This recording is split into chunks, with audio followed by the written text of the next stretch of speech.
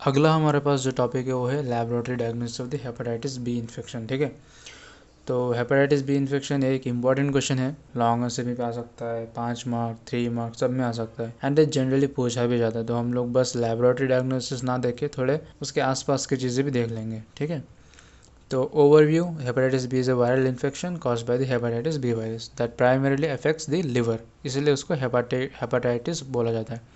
ठीक है, hepatitis B virus तो लिवर का उसका ज़्यादा अफेक्शन है। ठीक है, उसका एफिनिटी ज़्यादा लिवर के साथ है। It is transmitted by the blood, sexual contact and from mother to child during childbirth. The laboratory diagnosis of hepatitis B involves detection of the hepatitis B antigens, antibodies and nucleic acid, मतलब serology main thing है इसका। जो laboratory diagnosis है उसमें serology main है। ठीक है, तो हेपेटाइटिस वायरस कुछ ऐसा दिखता है। ठीक है, अगर कार्टून में देखा जाएगा तो ऐसा कुछ दिखेगा। तो क्या क्या है हमारे पास, देखो ये क्या है, एनवेलोप एंटीजन, तो अंदर एनवेलोप एंटीजन है। फिर डीएनए पॉलीमरेज है। और यहाँ पे देखो, क्या ये कंप्लीट डबल स्टैंडर्ड है? नहीं, this is incomplete double standard DNA. किस टाइप का वायरस है? डीएनए वायरस है, वो भी किस टाइप का? Incomplete double standard DNA virus है। ठीक है, तो ये याद रखना कि this is incomplete double standard DNA virus. ठीक है, ये इकलौता है जो कि डीएनए है। बाकी जो hepatitis A virus, hepatitis C D E, बाकी जो इनके वेरिएंट्स है वो सब आरएनए वायरस है, लेकिन ये अकेला है जो कि डीएनए वायरस है। और क्या क्या है इसके अंदर, जैसे कि यहाँ पे कोर एंटीजन, HBC मतलब कोर एंटीजन, ये वाला है core antigen. Partial double standard DNA, ये क्या है? ये सरफेस एंटीजन है। तो इनके अगर मैं मॉर्फोलॉजी के बारे में बात करूँ तो जस्ट यहाँ पे देख लो, डेन पार्टिकल का मतलब क्या होता है? जो पूरा का पूरा जो पार्टिकल है, पूरा का पूरा वायरस। ठीक है, पूरा का पूरा वायरस को बोला जाता है डेन पार्टिकल, जो कि सबसे बड़ा होता है। तो उसके और कुछ जैसे कि ट्यूबुलर फॉर्म, अगर सेपरेट, ये सेपरेट हो गया ब्लड में आके, अगर ये सेपरेट हो गया तो दैट इज ट्यूबुलर फॉर्म। या फिर अगर इंडिविजुअल यूनिट्स अगर वो सेपरेट हो गया तो दैट इज स्पेरिकल फॉर्म, जो कि अगेन सरफेस एंटीजन का ही पार्ट है। ठीक है, तो लैब डायग्नोसिस में हम लोग, अगर हमको क्वेश्चन पूछा गया है तो ये डायग्राम तो करना ही है। ठीक है, इसको याद करो। तो देखो यहाँ पे क्या हो रहा है, जैसे कि मैंने तुमको कहा, यहाँ पे क्या है, जो हेपेटाइटिस बी सरफेस एंटीजन है। फिर यहाँ पे क्या है, हेपेटाइटिस बी कोर एंटीजन। यहाँ पे क्या है, हेपेटाइटिस बी एनवेलप एंटीजन। उसके अंदर होगा डीएनए। ठीक है, तो यहाँ पे देखो क्या हो रहा है, ये क्या है, ये नंबर ऑफ डेज, ठीक है, या फिर मंथ्स, ये टाइम है। ऊपर है कॉन्सेंट्रेशन टाइटर का। तो ये ग्रीन वाला जो लाइन है वो है हेपेटाइटिस बी सरफेस एंटीजन, मतलब ए वाला। तो जब ब्लड में, सॉरी मतलब बॉडी में जब हेपेटाइटिस बी वायरस जाता है तो जाने के बाद एंटीजन तो बढ़ेगा धीरे धीरे, है ना, जैसे जैसे वो रेप्लिकेट करते जाएगा। तो हेपेटाइटिस बी सरफेस एंटीजन ऐसे ऐसे बढ़ता है। ठीक है, तो पहले सरफेस एंटीजन बढ़ता है, उसके बाद क्या बढ़ता है, हेपेटाइटिस बी एनवेलप एंटीजन। ठीक है, उसके बाद एनवेलप एंटीजन बढ़ता है। उसके बाद आता है एंटीबॉडीज़। किसका एंटीबॉडी? कोर का एंटीबॉडी। ठीक है, तुम यहाँ पे देखो, क्या क्या तुमको यहाँ पे कहीं पे भी कोर एंटीजन दिख रहा है? यहाँ पे एनवेलप एंटीजन है, सरफेस एंटीजन है, देखो नहीं है ना। इसका मतलब क्या है, जो कोर वाला जो एंटीजन है वो ब्लड में मिलता नहीं है। ठीक है, तो कभी भी अगर किसी ने पूछा है, फिर कोई टेस्ट में आ गया तो core antigen is not found in the blood. वो कहाँ पे मिलता है, वो मिलेगा लिवर के सेल्स के अंदर। ठीक है, हेपाटोसाइट्स के अंदर, जब बायोप्सी करना होगा, करेगा तब मिलेगा, वो भी फ्लोरेसेंस के साथ। ठीक है, फ्लोरेसेंट माइक्रोस्कोपी जो भी थिंग इज, यहाँ पे कोर एंटीजन नहीं दिखता है ब्लड में, कोर एंटीजन नहीं दिखता है, लेकिन कोर के एंटीबॉडी दिखता है, जैसे कि anti HBC, this is antibody against the core antigen, तो वो पहले यहाँ पे मिल जाता है। फिर आता है HBE वाला, जो कि एंटी HBE एंटीजन एंटीबॉडी है, तो फिर वो मिलता है। एंड एट द एंड में हमको मिलता है antibodies against the HB surface antigen. ठीक है, तो ये याद करना है कि पहले सरफेस एंटीजन आएगा, फिर नीचे चला जाएगा। एक बार ये नीचे जाने के बाद फिर एंटीबॉडीज बढ़ता है। देखो यार, यहाँ पे गैप है, इसको बोला जाता है गैप पीरियड या फिर विंडो पीरियड।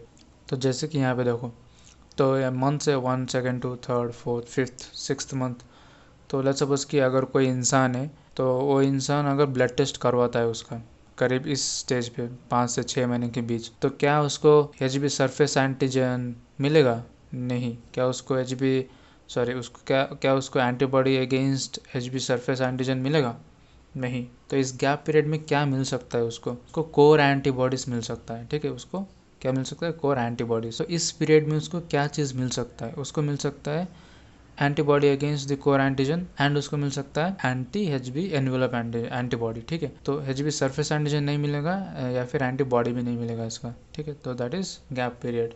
तो यहाँ पे एक जनरल क्वेश्चन माइंड में आता है कि यहाँ पे क्या हुआ है, जो सरफेस एंटीजन है वो राइज तो हो गया है लेकिन फिर वो कम भी हो गया है, और उस कुछ गैप के बाद फिर जाके जो मतलब एंटीबॉडी से वो दिख रहा है। यहाँ पे देखो, यहाँ पे क्या हो रहा है ना, ये क्या हो रहा है, ये हम ब्लड में डिटेक्ट कर रहे हैं लेकिन बॉडी में ऐसा नहीं होता है। तो जब ये सरफेस एंटीजन बढ़ रहा है, ठीक है, तो यहाँ पे एक बार जब बढ़ रहा है, इसका मतलब हमारे बॉडी इसके अगेंस्ट एक्शन तो लेगा, इम्यून सिस्टम एक्टिव हो जाएगा, वो वायरस को भी क्लियर करेगा एंड साथ साथ एंटीबॉडीज भी बनाएगा।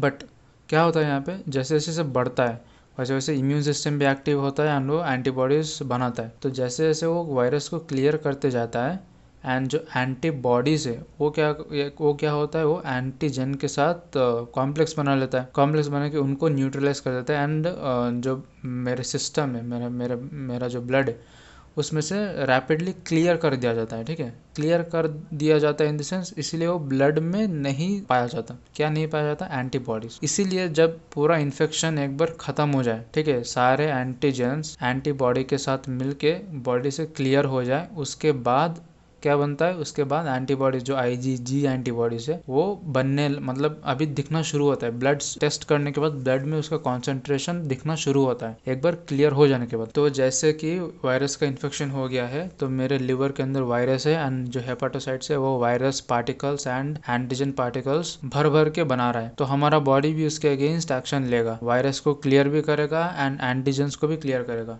तो जैसे कि वो एंटीबॉडीज बनाता है, ऐसा नहीं है कि यहाँ पे एंटीबॉडीज बनाता नहीं है, एंटीबॉडीज बनाता है, लेकिन वो जो एंटीबॉडीज है एंटीजन के साथ मिलके, वायरस के साथ मिलके न्यूट्रलाइज होकर बॉडी से क्लियर कर दिया जाता है। इसलिए वो ब्लड के अंदर डिटेक्ट नहीं होता है, उसका कॉन्सेंट्रेशन उतना डिटेक्टेबल नहीं होता है। तो एक बार जब वो सब बनने के बाद, एक बार वायरस का जो नंबर है, वायरल लोड एक बार कम हो जाए, एक बार एंटीजन का लोड कम होने के बाद, फिर जैसे वो तो बन ही रहा है ना, एंटीबॉडीज तो बन ही रहा है, तो धीरे धीरे उसका जो कॉन्सेंट्रेशन है वो बढ़ने लगता है एंड वो दिखने लगता है। एंड इस टाइम पे कोई सरफेस एंटीजन है नहीं क्योंकि सब हमने क्लियर कर दिया है, बट इम्यून सिस्टम बनाता तो आईजीजी तो बनाता ही है ना, तो एंटीबॉडीज तो बनाता ही रहेगा ताकि लाइफ लॉन्ग इम्यूनिटी दे सके।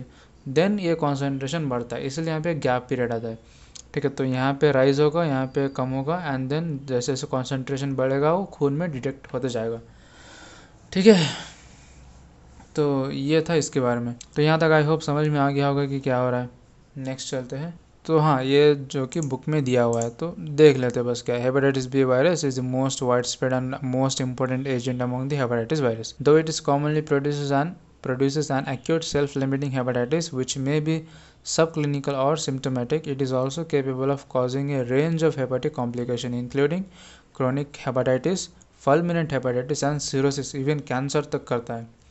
ठीक है, तो ये हमने देख लिया। Hepatitis B virus is the only DNA virus among the hepatitis virus, बाकी सब RNA, which was discovered in 1963 by Blumberg. It belongs to the family Hepadnaviridae under the genus of Orthohepardna virus. Done.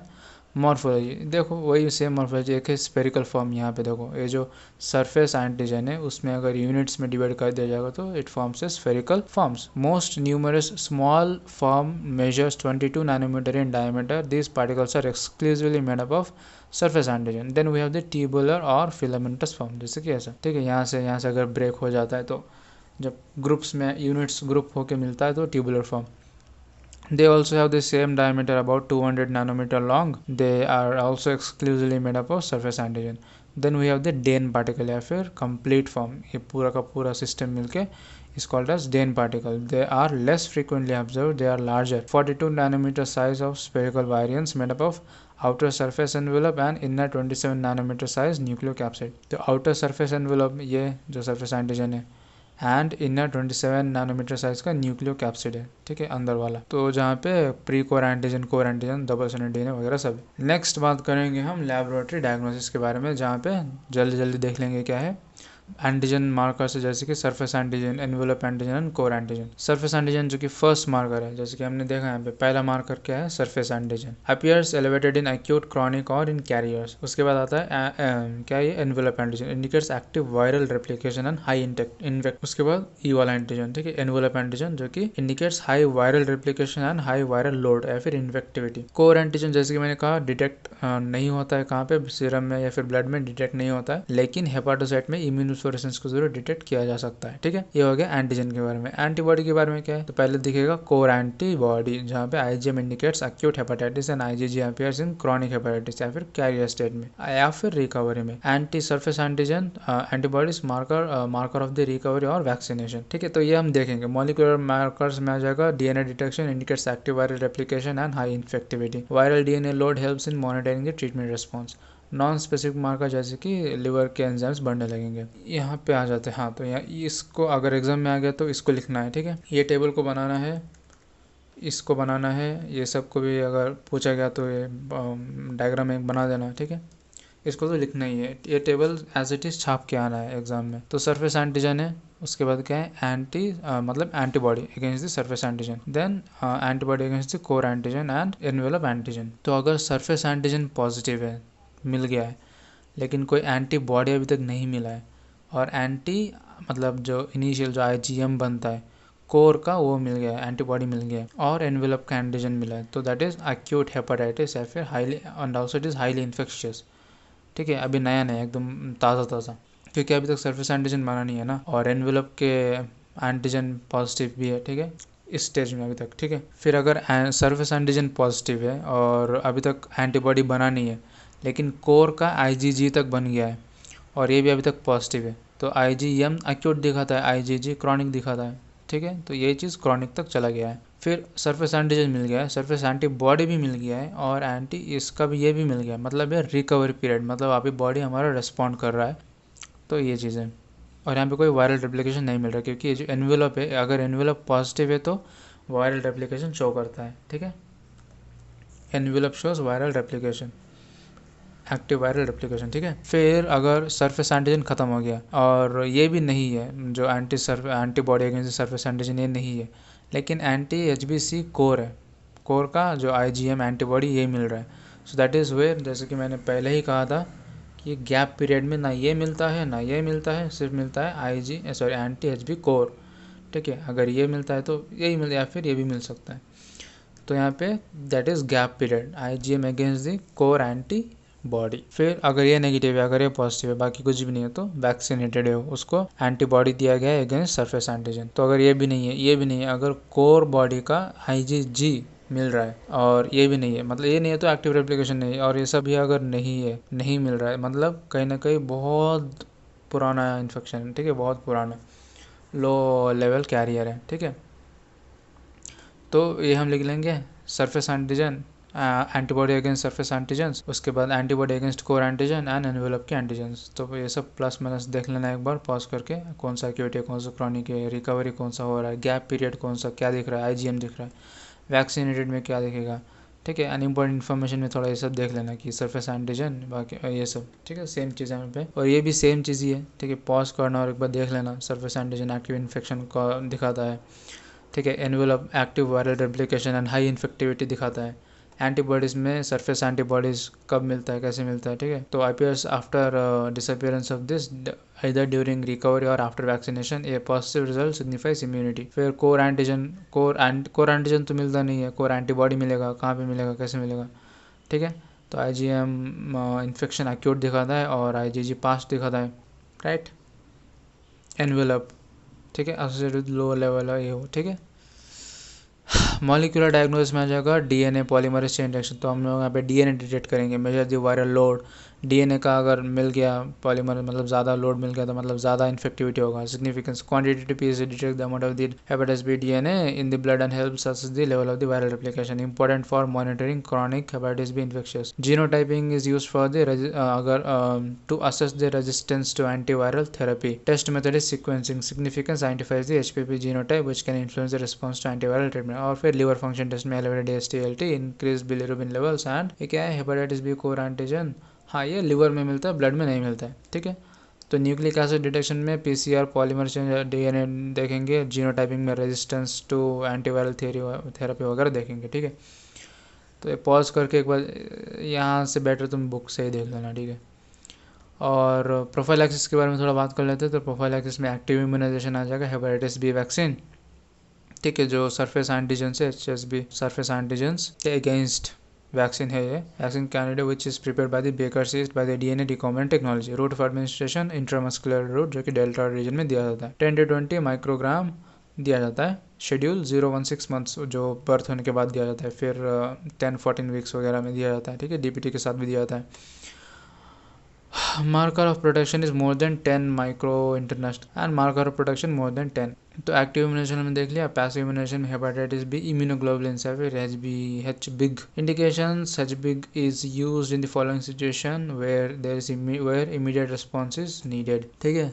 Active expose to hepatitis B, surgeon को सुई लग गया, sexual contact after the ये वो newborn, ठीक है, post life liver transplant patient में अगर मिल गया तो ये सब time. Combined vaccine HBG and vaccine is more efficacious in the HBG alone in the neonates and neonate में दिया जाता है कंबाइंड वैक्सीन। तो एक्टिव वैक्सीन है, पैसिव वैक्सीन है, कंबाइंड वैक्सीन देख लेना। जनरल प्रोफाइलैक्सिस में वही एरेगैर के साथ सेक्स वेक्स मत करो वगैरह वगैरह, ठीक है। चलो ख़त्म करते हैं यार, थक गए।